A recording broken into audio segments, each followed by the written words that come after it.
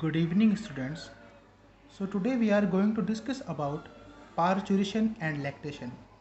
आज के इस सेशन में हम डिस्कस करेंगे पार्चुरेशन को और लैक्टेशन को। लैक्टेशन और पार्चुरेशन होता क्या है? पार्चुरेशन वो प्रोसेस होता है जो जब फीटस होता है, जब वो पूरे तरीके से डेवलप हो जाता है 9 महीने बाद, आफ्टर द ट्राइमेस्टर 3 ट्राइमेस्टर के बाद, तो उस बच्चे की, उस बेबी की, उस फीटस की डिलीवरी होती है। तो उस डिलीवरी प्रोसेस को, यानी कि उसको माँ के गर्भ से बाहर निकलना, बाहर आना, उसका जन्म ले होना, वही सब क्या कहते हैं? उसको ही पार्चुरेशन कहते हैं। तो सिंपली पार्चुरेशन का जो सिग्नल आता है आफ्टर द 9 मंथ्स, तो 9 मंथ्स के बाद जो माइल्ड यूटेराइन कॉन्ट्रैक्शन होता है, यानी कि जो यूटेराइन की दीवारें होती हैं उनके अंदर थोड़ा थोड़ा कॉन्ट्रैक्शन शुरू हो जाता है, संकुचन होना शुरू हो जाता है।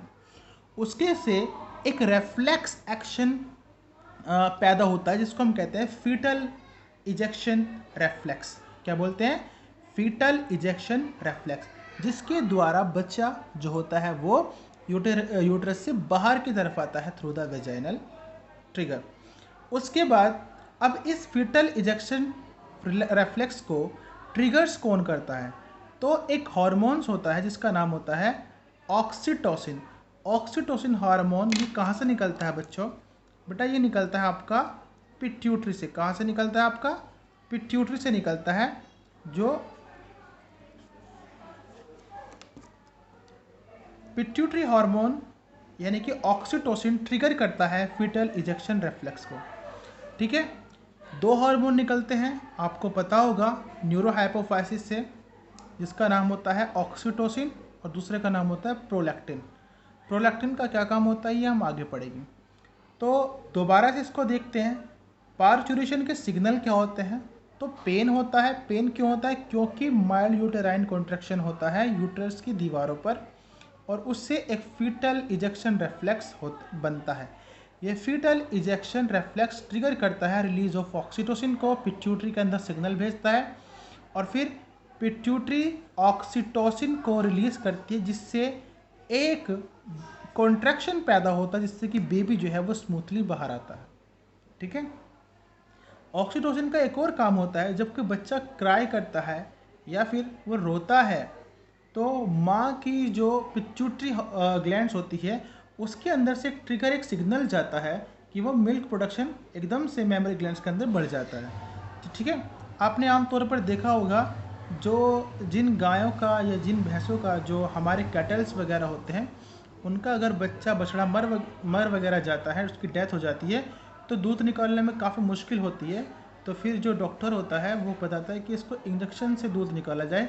तो बेटा उस इंजेक्शन में ऑक्सीटोसिन हार्मोन ही होता है, जो उसको लगाने पर वो जो मेमोरी ग्लैंड्स होती हैं कैटल की, उसके अंदर से मिल्क को एकदम से उनका लैक्टेशन करता है, मिल्क का प्रोडक्शन करता है, और मिल्क को जो होता है वो मेमोरी ग्लैंड्स के अंदर फिल करता है। ठीक है, तो इसको इस तरह आप समझिए। अब बारी आती है हमारे लैक्टेशन की। लैक्टेशन क्या होता है? जो मेमोरी ग्लैंड्स होती है मदर की, उनके अंदर आफ्टर द डिलीवरी होने के बाद, प्रेगनेंसी के बाद, जो मिल्क होता है वो मिल्क प्रोडक्शन स्टार्ट हो जाता है। अब मिल्क प्रोडक्शन स्टार्ट करने के लिए एक हार्मोन इंपॉर्टेंट है जिसका नाम होता है प्रोलैक्टिन। प्रोलैक्टिन भी बेटा जो न्यूरोहाइपोफाइसिस होती है, यानी कि पोस्टीरियर पिट्यूटरी, वहीं से निकलता है और ये लैक्टेशन में हेल्प करता है। अब लैक्टेशन क्या होता है, तो डेफिनेशन आप अपने आप भी बना सकते हैं। मेमोरी ग्लैंड्स जब मिल्क का प्रोडक्शन स्टार्ट कर देती है आफ्टर दी प्रेगनेंसी, तो उस प्रोसेस को हम लैक्टेशन कहते हैं।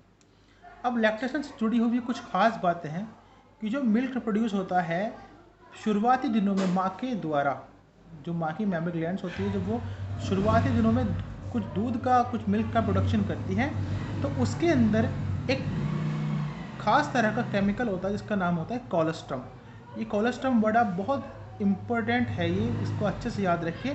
कोलेस्ट्रम की क्यों ज़रूरी होता है? यानी कि माँ का जो दूध होता है, या आप यूजुअली देख सकते हैं जो गाय वगैरह या भैंस वगैरह होती है, उसका जो मिल्क होता है शुरुआती टाइम का, वो या पहला दूध आप कह सकते हो, वो थोड़ा सा पीला होता है। पीले होने की वजह यही है कि उसके अंदर कोलेस्ट्रम की अमाउंट काफ़ी ज़्यादा होती है। कोलेस्ट्रम इम्पोर्टेंट इसलिए है क्योंकि बेटा पीला रंग होने की वजह से जो होता है वो कोलेस्ट्रम की वजह से होता है, और कोलेस्ट्रम के अंदर काफ़ी ज़्यादा एंटीबॉडीज़ होती हैं।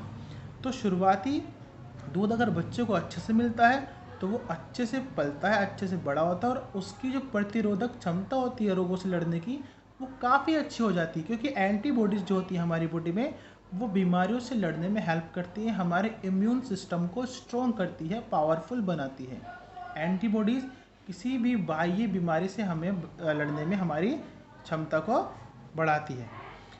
आपने देखा होगा कई बार जो बच्चे जिनको शुरुआती टाइम में माँ का दूध नहीं मिलता, और जो गाय वगैरह का या भैंस वगैरह का दूध पीकर बड़े होते हैं, जिसका डब्बे का दूध आप कह सकते हो, तो वो काफ़ी कमज़ोर होते हैं शारीरिक रूप से भी और मानसिक रूप से भी, और छोटी छोटी सी बीमारियां उनको बिल्कुल आराम से लग जाती हैं, और फिर दिक्कत होती है उन्हें काफ़ी ज़्यादा आगे जाकर। तो क्योंकि माँ का दूध उन्हें नहीं मिला, क्योंकि उसके अंदर जो कोलेस्ट्रम था और उससे जो एंटीबॉडीज़ उसके अंदर बनती, वो नहीं मिल पाई उस बच्चे को।